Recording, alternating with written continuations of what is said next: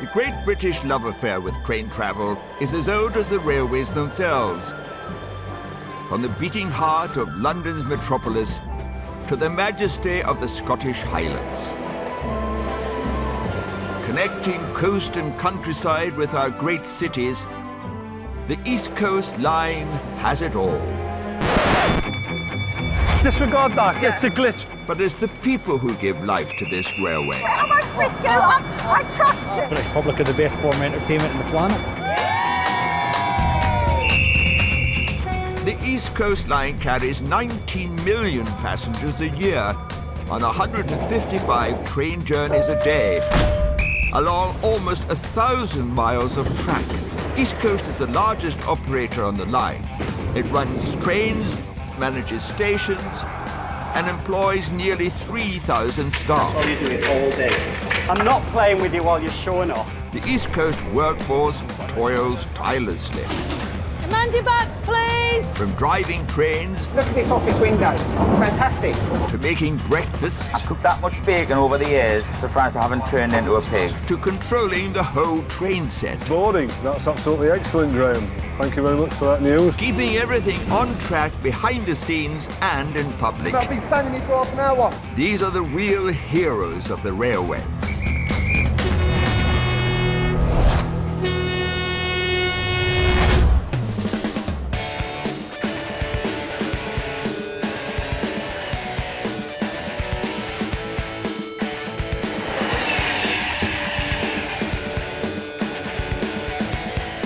There's a very special breed of dedicated people who eat, sleep and breathe the railway. How many people have that view when they go to work?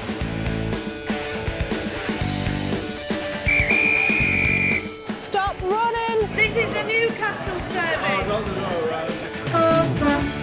First, there are the drivers and the engineers who look after the trains. Right, Jim, you can see that level of valves up already. Every single day of the year, that wire is live at 25,000 volts. You've done it already? It's down to them to ensure the safety and comfort of all passengers across the entire rail network. We've got BN12 coming in now. It's already about 40 minutes late. I have to get the boys on this and work around the clock. Those are the things that can go wrong. And then there are the train spotters, who eagerly and patiently wait for hours for a glimpse of that special locomotive.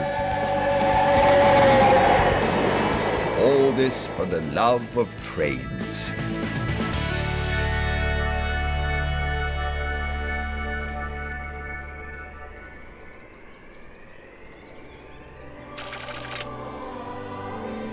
It's the dead of night at Bounds Green Engineering Depot in North London.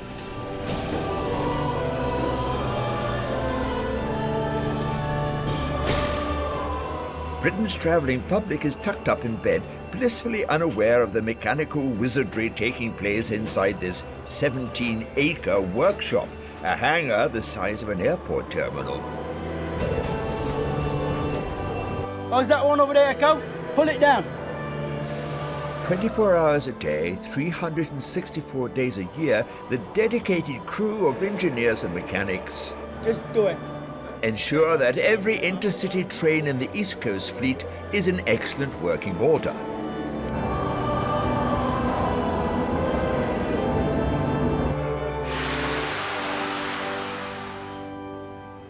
Okie dokie, let's liven everything up. Technical team leader Ray Bond Yeah, should be good.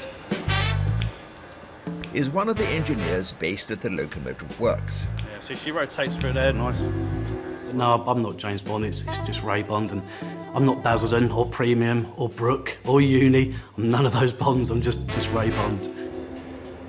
My proudest achievement is actually, it's repairing these massive trains. I say a train weighs 500 tonnes and it can come in with any manner of defects on it, and it's just an absolutely fantastic feeling to repair something and watch it go out, and knowing that the fact you have repaired it and it's going to go into London and people are going to get on that train and go somewhere. Yeah, no, it's all good now, mate. Yep, brilliant, cheers, goody. Just as the trains have their timetables to keep, the Bounds Green night shift is on a tight schedule. The day shift is sort of more relaxed. On a night shift, yeah, you are aware of time scales. You know you must get the train serviced. You've got to get it out, ready to get the next one in so that can be serviced as well. HQ has assigned Bond his first mission of the night, the examination of the driver's cabin. There are 2 cabins attached to each locomotive.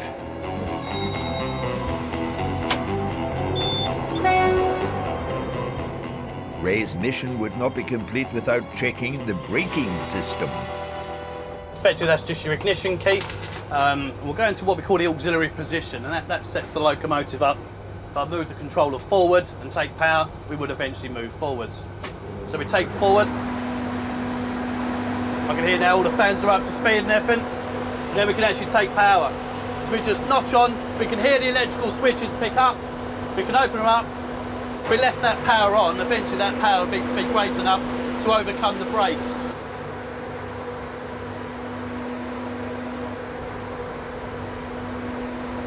This particular locomotive packs 6,500 horsepower, so she's a powerful bit of kit. She weighs 84 tonnes, the train in itself is about 500 tonnes, so that's why we need that 6,000 plus horsepower to get her going. But yeah, she does have enough power in her to overcome the brakes, and eventually she would move. The train isn't moving, which means the brakes are working. Next up, if you've ever wondered what lies beneath the bonnet of an intercity train engine, now's your chance. Bond's next operation is to check out the locomotive. Sort of a general look, knowing that everything's where it should be and everything. Obviously, you do get used to a feel of how the locomotive should be. You even get used to just the sound they make. You know when something's become loose, or if something's not working correctly, it just doesn't sound right anymore. So we'll go through, just check. The same checks need to be performed in the second cab at the other end of the engine. Hello, it's Bond here. Who's there? You're a smooth operator, Bond.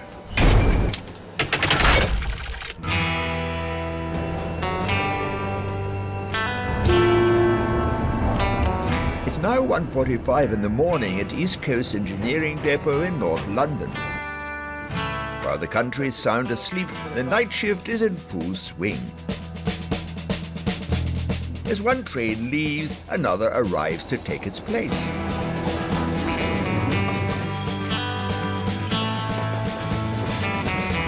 Keeping the rolling stock organized is team leader and train fanatic Galbert, or Gilly, as his mates like to call him. Don't forget, anything, let me know quickly. You have to love trains, you have to be dedicated, and you have to know what you're doing. I would say engineers are a special breed, yeah, because especially engineers who are working on trains. You have to have the train thing in your blood. Yeah, you have to be a railwayman. I love my job. I enjoy it very much. One of Gilly's responsibilities is to check inside the passenger carriages. We're looking for anything out of the ordinary that would cause passenger discomfort, as in damaged armrests, damaged seats, anything sticking out that could injure the passenger or their clothing. We found crutches, artificial legs, all kind of nonsense to find on it. Most items are taken to lost property. Most, but not all. We found people asleep on the train, especially in the toilets. Winter time, you find that a lot. They tend to dodge the staff when the train pulls into King's Cross. And then we have to, it's normally a struggle to get them off because they're normally drunk or whatever, asphyxiated with drugs, whatever. But we do get them off.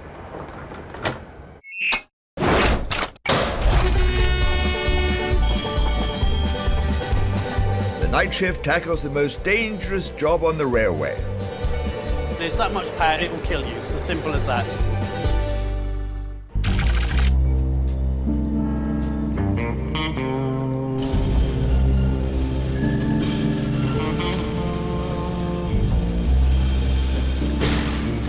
It's the middle of the night at the East Coast Engineering Works depot in Bounds Green. All right then, son?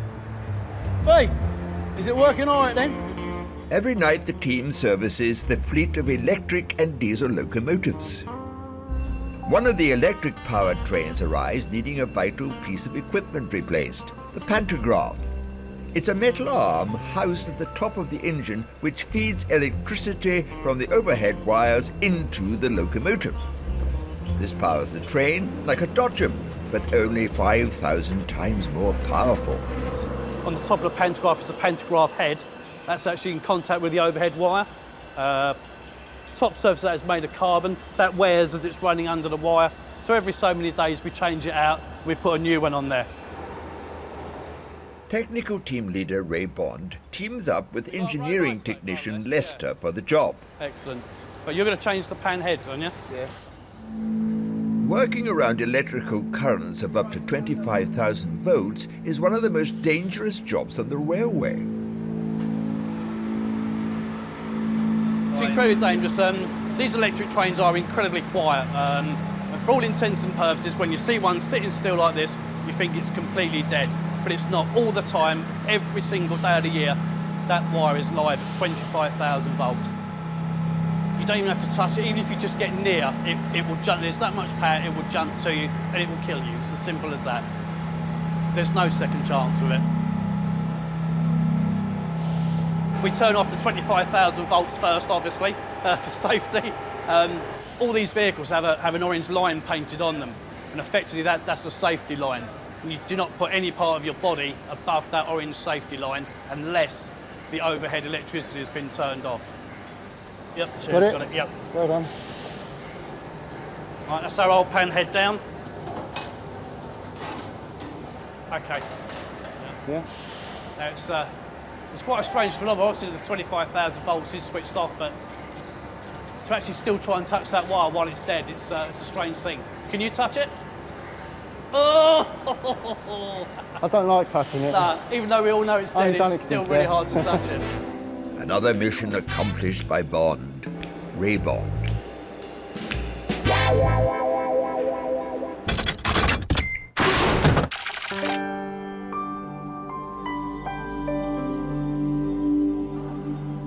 "325 miles north of the Bounds Green Depot, it's almost dawn at Edinburgh's Waverley Station.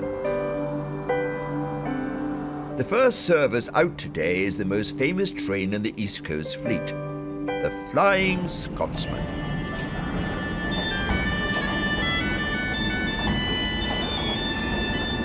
Named after the legendary engine that joined the two capital cities of Edinburgh and London, this 21st century version is one of the flagship services on the East Coast Line.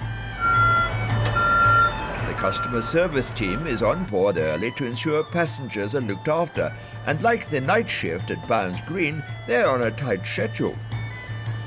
So we've got to make sure we've got everybody fed and watered before final destinations. From here to Newcastle, it's only an hour and 20 minutes. So we've got to fit how many get on into their breakfast before we get to Newcastle. In charge of feeding the first-class passengers is on-board chef Scott. At the moment we're on schedule as far as the prep's going. The trick to working in a small team in a small space is not to be a prima donna chef who's just like, this is my space and you're not allowed in it. I've worked with a few guys like that and it doesn't work. Let the games begin. Good morning, my name is Gail Stewart. Can I give you a Johnny's Flying Scotsman leaves Edinburgh at 5:40 in the morning and stops only at Newcastle before speeding its way to London, with his passengers fed, watered and ready for the working day. Almost all of his passengers are travellers who prefer to take the train rather than fly to London for business. Typical Monday morning, quite a few passengers on board, but always a bit hectic the Monday morning getting organised. Once we get ourselves organised and the chef's organised, hopefully it'll all run like clockwork. We'll see what happens. Hi there, any tea or coffee for you this morning? Coffee, please. Everything is ticking along for Gail, but customer service assistant Chris is struggling with a notoriously tricky piece of mechanical hardware. Oh, come on. There was a bit of miscommunication between myself and the toaster. I burnt 9 bits of toast. You've got to stand and actually observe the bread toasting. If not, you lined up with burnt toast. A little bit of burnt toast never did anybody any harm.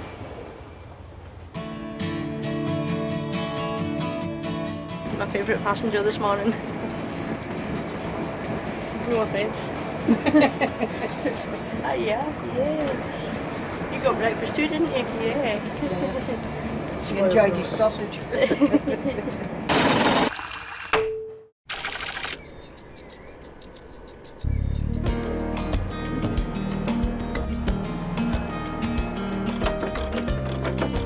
It's 6 a.m. at Barnes Green Engineering Depot in North London. All right, we'll get inside and check the rest of the stuff. There you go, Jim. Team leader Gilly and his men have the huge responsibility of checking that the braking system on every train in the depot meets the national safety standard.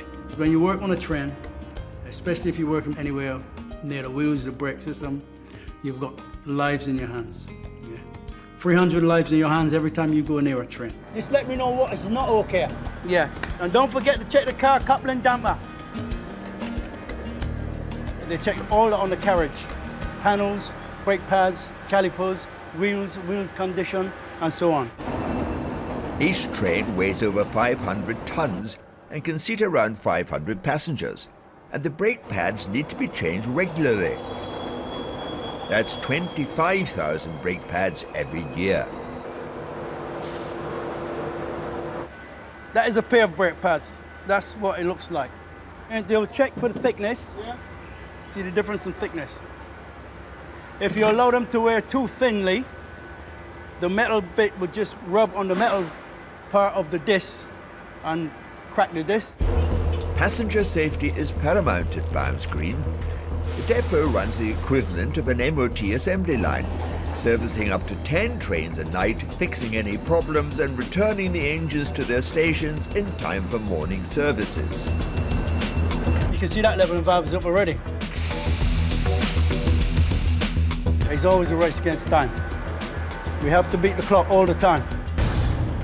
If the night shift is late, its trains won't run on time, passengers will be delayed, and the company could incur substantial fines. We have late departure from King's Cross, lots of complaints, trains in the wrong places. We have a sort of like knock-on effect, and that in turn would cost us money. The train has been fixed, and Gilly needs to immediately dispatch it back to King's Cross. But there's a problem. It's not moving. We're obviously having troubles with the signal. So we have a above flashing light and a warning siren. None of those are happening. The clock's ticking, but Gilly and his team are at the mercy of signals. It's only safe for the train to leave when the light is green. To add fuel to the fire, there's another train arriving at the depot, and it's already 40 minutes behind schedule. We've got BN12 coming in now. It's already about 40 minutes late. I'm concerned about the time, so I have to turn this around. It's beginning to mount up now. Gilly and his team now have to double their normal workload in only half of the usual time. I have to get the boys on this and work around the clock to meet program. Gilly goes back to try and solve the problem with the first train. It's still waiting to leave. We're having a problem on the line. We can't get the signals yet to clear the train so the train can leave the depot. So Tony's going to try closing and opening the doors again. Opening and closing the doors should reset the system. Any joy? There should be flashing lights and a warning siren, but nothing's happening. Those are the things that can go wrong. It is a big problem. Slightly worrying now. For the train to reach King's Cross in time to begin its scheduled journey, Gilly has no choice but to override the red light and dispatch the engine with extreme caution. I'll let you deal with that. Yeah, it's doing it now. Yeah, all right.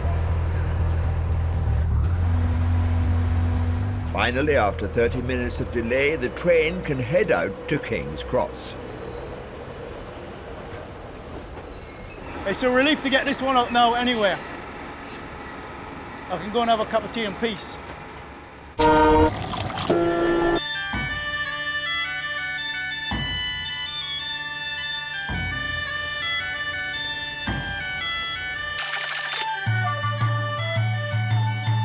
It's 7 a.m. and the Flying Scotsman East Coast flagship express service from Edinburgh to London has just pulled into Newcastle, the only stop on its route. 100 more passengers board for the journey to King's Cross, and the train needs to be fully restocked in only 3 minutes.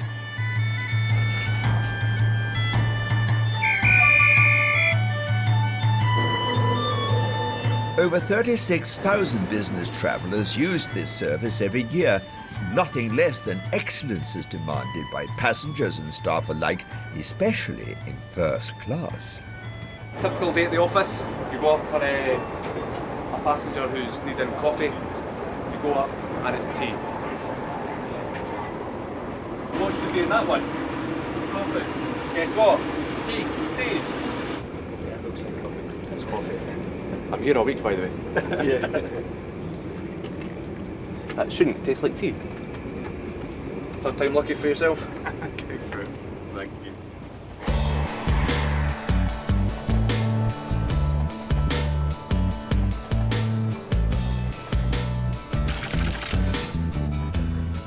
After just 4 hours, the Flying Scotsman completes his 325-mile early morning workout and pulls into King's Cross on time. And while the passengers begin their working day, 7 miles north at the engineering works in Barnes Green, Ray and the night shift team are ending theirs. When we finish the shift and we've got an empty depot, we know that we've done what we're paid to do, really. For me, that's my shift over. I shall now make my way home and have a well-deserved sleep, I think, and yeah, get up and get ready to do it all over again this evening.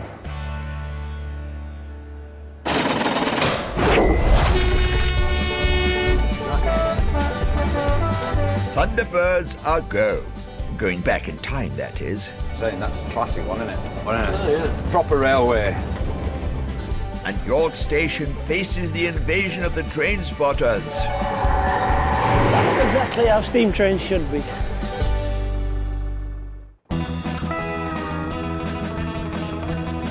East Coast Trains takes 19 million passengers up and down 936 miles of track every year. As part of a £1.6 billion network rail upgrade, a section of the London to Edinburgh mainline route is being diverted. Driver Steve can't start using the detour until he completes a test drive of the new route using what's known as a Thunderbird locomotive. Stations, signals, route, crossings, just get them all off, and basically then when we get to the end, it's am I ready for being assessed and passed out. Steve must negotiate the journey from Peterborough to Lincoln and back. There we go. And with instructor Mario at his shoulder. It worked. Thunderbirds are go.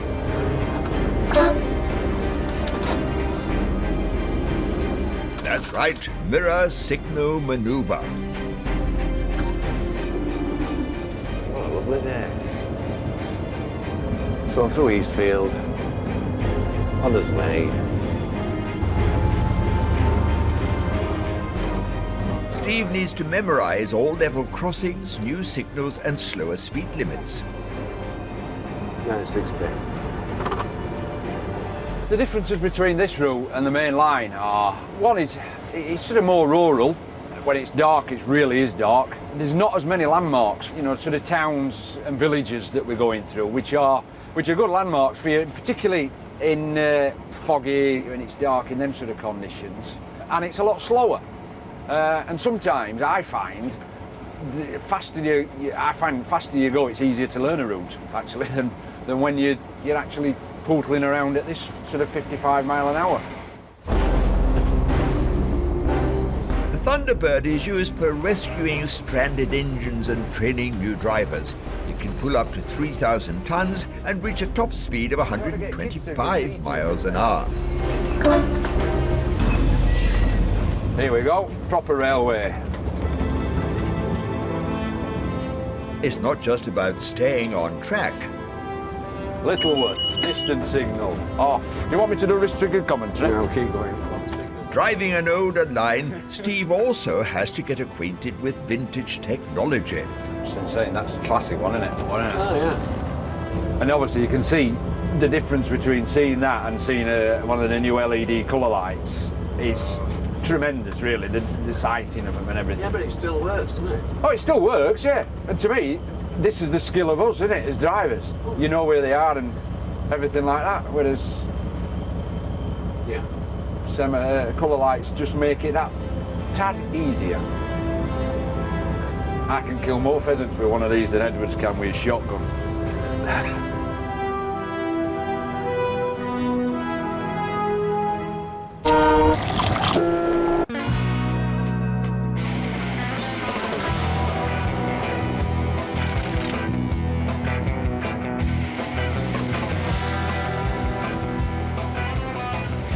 Since the birth of the railways, a rare breed has been observed lurking in railway stations, a species that loves trains and all that they stand for.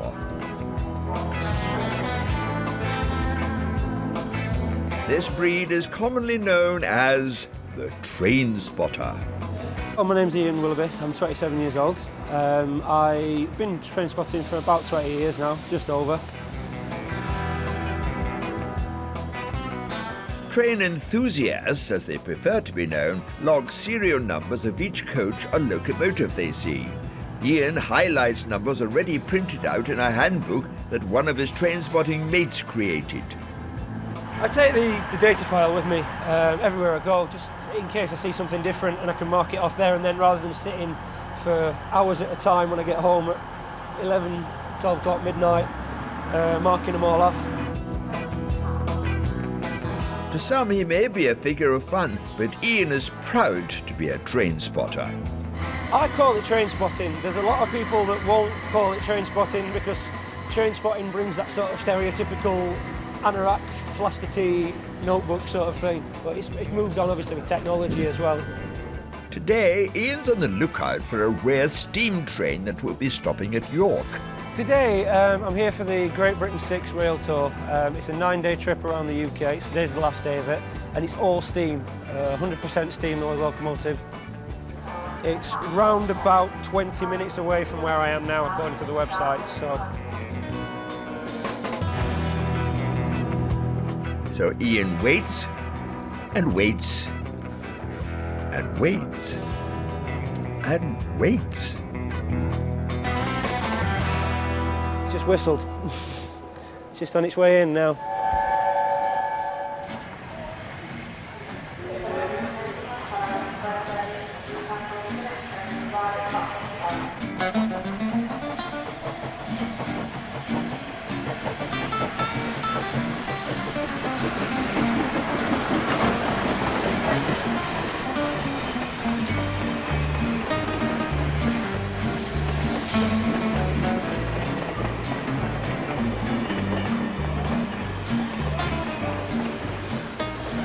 Brilliant, isn't it?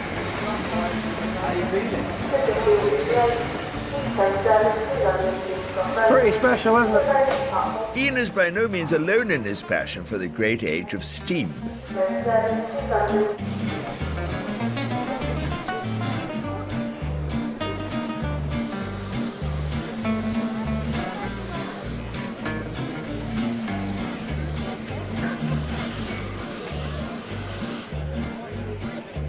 The Union of South Africa was built in Doncaster in 1937 and was one of the fastest locomotives of its time. Basically now what's happening is this engine here is coming off and they're going to put another one exactly the same type as this one, another A4, bit onto the front of it. I've been on a few steam trains, yeah. I'm actually going on one in September from Crewe up to Perth.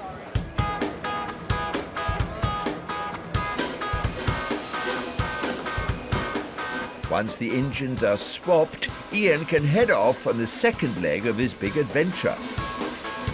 The plan now is to get the train to Doncaster. I have to get this train because it gets to Doncaster about 20 minutes before this does, and then I'll see it come through Doncaster at a fair rate of knots, hopefully.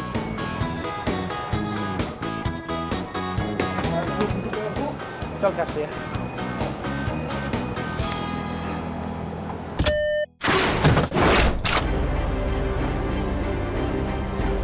Due to the engineering works on the main line from Peterborough to Lincoln, East Coast train driver Steve is learning a new temporary route. He's training in the Thunderbird locomotive with his instructor Mario. There we go. Just walk everybody up now. He's just dropped his coffee in the house. All right. I don't like blowing horn here because they're all retired people at this side. Where? Bungalows. If you look, all workers live on the right-hand side and all retired ones are on left. Steve's training is interrupted by a red light. At each signal, Mario needs to get out of the cab and call the control room to ensure the line ahead is clear. All very 20th century. Hello, sir. It's driver off this 0 Papa 07 again at your Mike Golf number 3, sir. Right. So you're going to give me a Mike Golf number 3 signal, and when we get it, we're going to approach Cherry Holt. When we get to Cherry Holt crossing, we're going to not cross over it until it is safe to do so, and go over it at caution. When we get over the crossing, we're actually going. Then we're all right to carry on as normal. Cheers. Thank you very much, sir. You keep saying that when you get on phone, don't you? Oh, He said hello. He says good morning. Puts me straight on.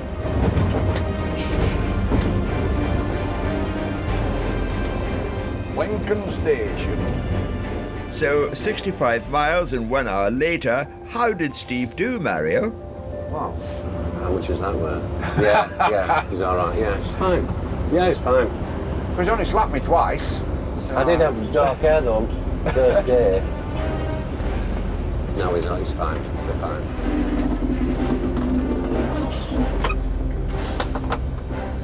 Job's a good one.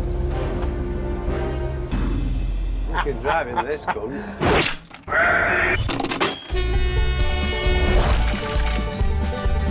A train-loving artist takes the biggest gamble of her career. The moment of no return now. And driver Graham is crowned king of the rails. I sit in the best seat of the house because I have everything in front of us.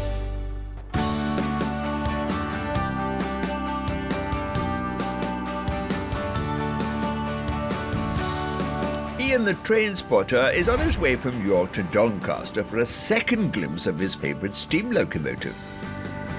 Good afternoon, ladies and gentlemen. I'm sure to be arriving into Doncaster Station. If you are leaving the service here, please. It's the magic of the steam train, really. It's something that you don't see very often. I think that's what draws people to it. It's it's something completely different. It's the history of it, British engineering, the sense of grand design that you don't seem to get on the trains these days.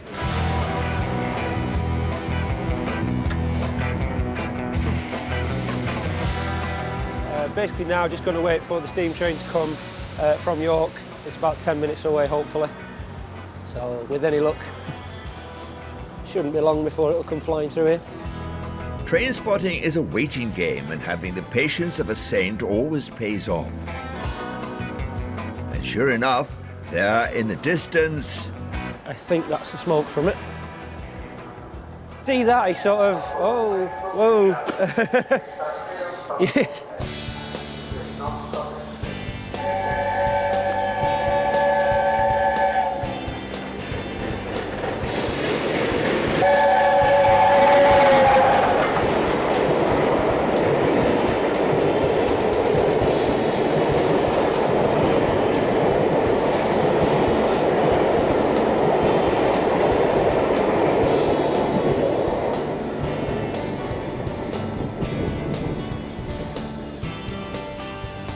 That's exactly how steam trains should be. That was pretty special to me. That's one of the reasons I do spotting. See something different that's not a regular occurrence, something rare, especially at that kind of speed, just doing what it should, doing what it was built to do. Working a proper train from York to London on the main line, exactly what it's all about.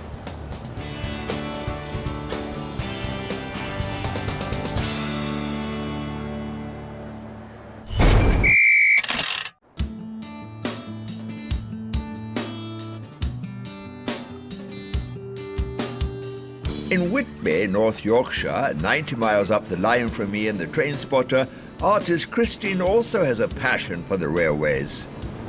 I've been painting professionally for 15 years, but I have painted all my life. My parents both painted, and that's where I picked it up from, I reckon. Christine's painting of York Station is to be submitted to a prestigious competition in London. Two of my snow scenes I am sending to the Royal Academy Summer Exhibition, which is the most prestigious exhibition in Britain. The chance to hang your work alongside the likes of David Hockney, Ken Howard, Fred Cumin, some of Britain's top painters, it is a huge draw for painters all over Britain.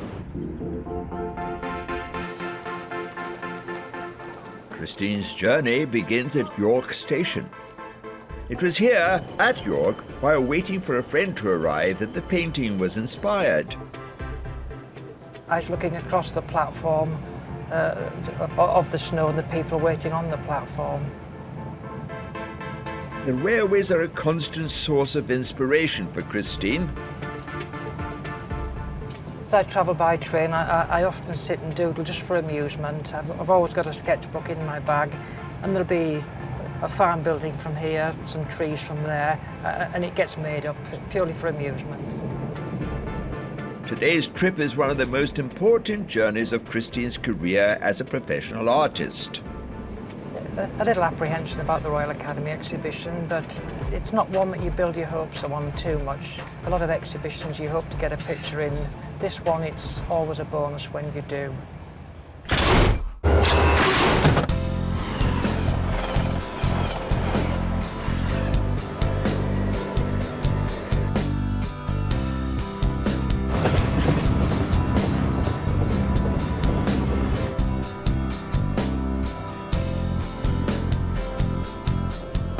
Every day you come to work, irrespective of where you're going or what time you're starting, it's different.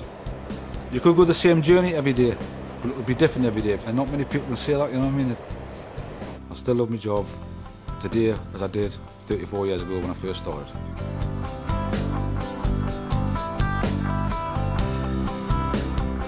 Graham is proud to be a driver along the Newcastle to Inverness line.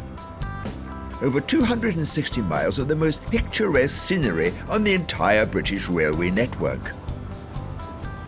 Both my grandfathers and my father all worked on the railway, but they were all signalmen. I'm the only one in my family who's come on the footplate.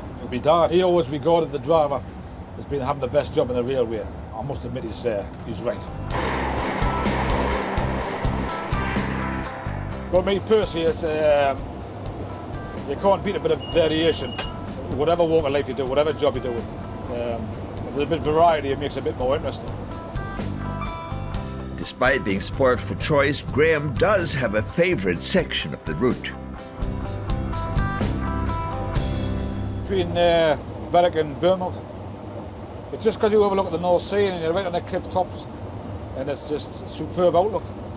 Graham loves his work, but every job comes with the odd occupational hazard. And you know, you get that feeling, oh, I want to go to the toilet.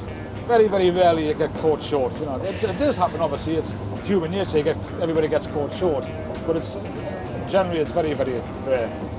And there is opportunities for you to go to the toilet.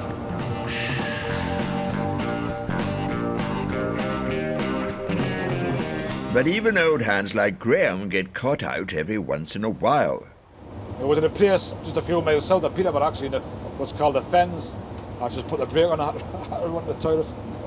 And I continued the journey. I told the signalman when I got back why, like, you know. But then the hour control rang us up, asked us why I lost 2 or 3 minutes. I had to explain.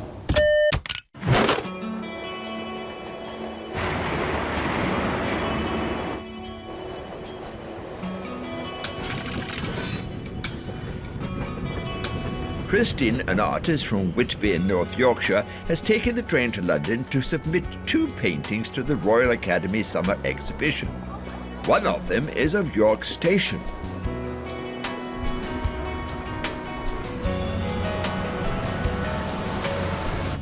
Quite a contrast from Whitby, where we've only got 2 sets of traffic lights. It's an eye-opener coming to London. The odds of one of Christine's pictures being chosen are very long indeed. So there's a very large entry. I believe the percentage chance of getting work in is about 1 in 20, depending on the number of entries.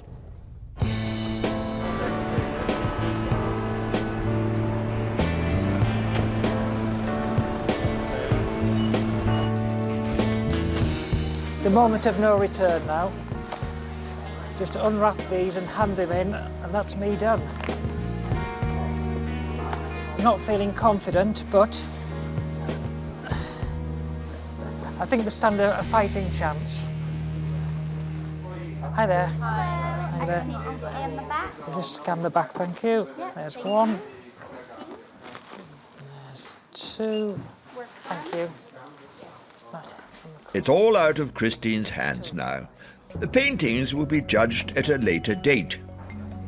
I think that both paintings have a good chance, and I'm always optimistic when I put them in. And yeah, yes, I have to say I will be slightly disappointed if they don't get in.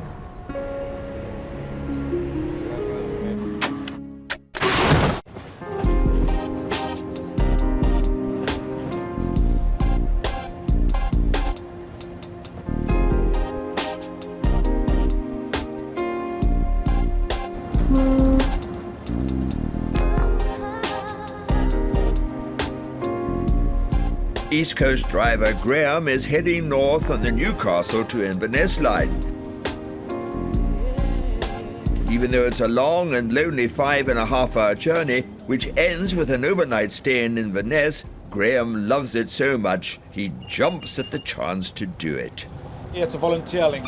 You're not forced to do it. And if you don't want to do it, it just goes back to the next man who's waiting to come on. A lot of people don't like staying away from home. Which I can understand. People don't like sleeping in strange beds all the time.